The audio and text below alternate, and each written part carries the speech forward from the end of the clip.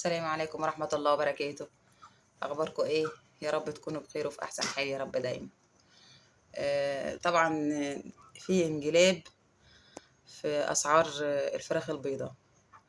الناس كلها بتشتكي من طبعا المربيين. يعني يعتبر نزل، يعني خراب عليهم السعر ده. السعر عندنا يعني النهاردة 66 جنيه كيلو الفراخ البيضاء. طيب كيلو الفراخ البيضاء لما يكون ب66 جنيه، المربي إذا كان منزل الدورة بتاعته سعر الكتكوت عامل 30-35 جنيه، وفي ناس بتقول أنا منزلينه ب40. لما يبيع الفرخة الكيلو على 66 يبقى مكسبه إيه؟ فعلا الناس متضايقة والناس تعبانة المربيين، لأن دورة كاملة صراحة فيها خسارة جامدة. الخسارة مش على المستهلك. المستهلك فرحان، يعني المستهلك الفراخ نزلت، طبعا بيبقى فرحان أسعار الفراخ نزلت. بس هو طبيعي إن احنا في الوقت ده الفراخ تنزل، لأن احنا طبعا طالعين من دخلة عيد. الناس عندها لحمة، اللي عنده لحمة في الفريزر بيطلعها وكده. أكيد طبعا الأسعار مش مش هتبقى كده يعني عالية. يعني المربي طبعا هو اللي اتظلم في النص، اللي منزل الكتكوت على 35 ولا 40 جنيه. شوف التكلفة بتاعته كام. طبعا الموضوع بالنسبة للمربي خسر. المربيين خسرت في الدورة دي. طبعا والحر، وفي فراخ بتبقى يعني طلعت نافج معاه.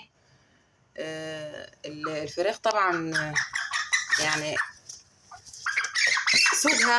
سوق الفراخ البيضة دي بورصة بتنزل وبتطلع.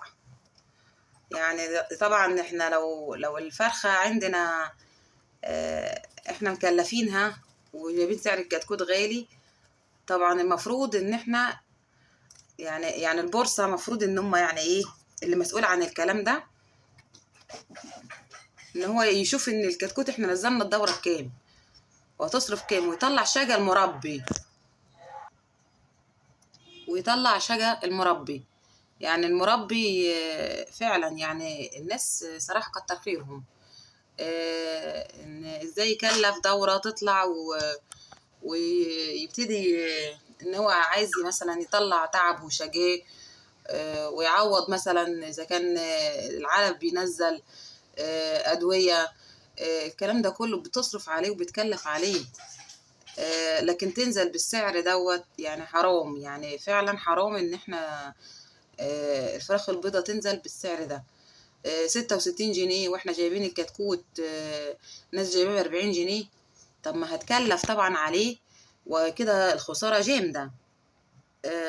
مفيش حل. يعني احنا مش شايفين ان في حد يبقى عارف ان الوقت بتاع نزول الكتاكيت. طيب الدورة بتاخد مثلا 35 يوم.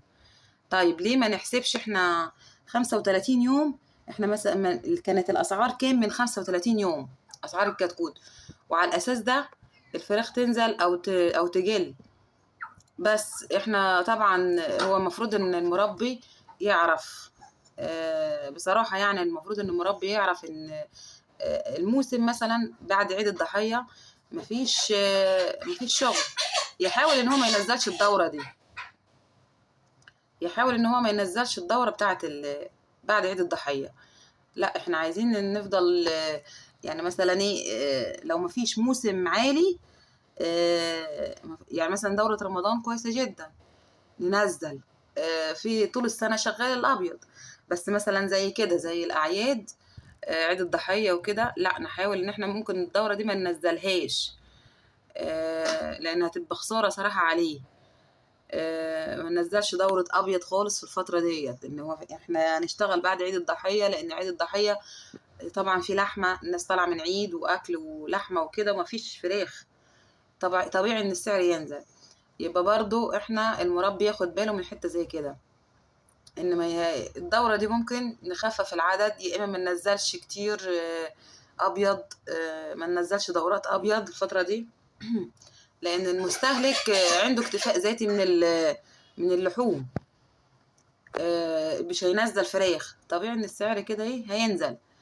بس لان البورصة كمان هي مش نصفاه، يعني نطلع على 66 جنيه وهو مكلفها مبلغ، مش هتنصف البورصة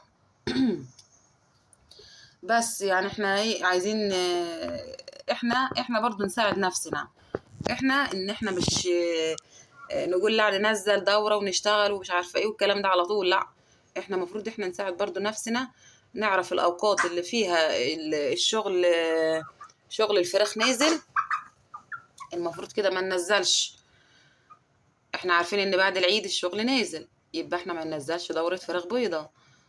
بس بالنسبة للمستهلك دي بتبقى فرصة ليه، بس طبعا برضو المستهلك هيبقى عنده اكتفاء الذاتي ان هو عنده لحمة، مش هيضطر ان هو ينزل فراخ بيضة. دي نصيحتي، ان لكل مربي يعرف الميعاد الانسب ان هو ما ينزلش فيه، ويعرف اللي بعد كده يحسب دورته تقعد 35 يوم مثلا، يبقى ما ينزلش دورة فراخ بيضة بعد العيد. بس ممكن يحسب بقى فيه دورة رمضان ما شاء الله بتطلع ما بتقعدش خالص، والناس كلها صراحة في رمضان فراخ بتشتري فراخ بس لاستهلاكها. لو المربي ابتدى برضو يعني يظبط نفسه على الموضوع دوت، ويخلي يركز برضو على الأسعار، ويركز على المواسم، ويركز على الدنيا دي، برضو مش هيخسر وهتبقى خسارته قليلة. أتمنى كده تكونوا استفدتوا إن شاء الله، وإن شاء الله يا رب إيه ما يكونش في خسارة لأي حد، والدنيا تمشي. وإن شاء الله بعد العيد كده بكام يوم بإذن الله تنزل معانا الفراخ البيضة تطلع إن شاء الله، والكتكوت الحمد لله برضو نازل، يعني اللي هينزل دورة حاليا دلوقتي اللي برضو كسبان مش خسران. الدورة بتاعته لو نزلها هتنزل بعد فترة، طبعا هينزل الفراخ هتبقى ما شاء الله، يعني أسعارها هتبقى كويسة بإذن الله، هيبتدي يطلع. احنا النهاردة إن شاء الله إيه في دورة كده هنطلعها، وهعمل معاكم فيديو بإذن الله. تابعوني في الفيديو الجاي إن شاء الله. أتمنى كده تشتركوا في القناة وتدعموني، وتدعموني كده بلايك عشان القناة توصل لأكبر عدد من الناس. أشوفكم على خير في الفيديو الجاي إن شاء الله. السلام عليكم ورحمة الله وبركاته.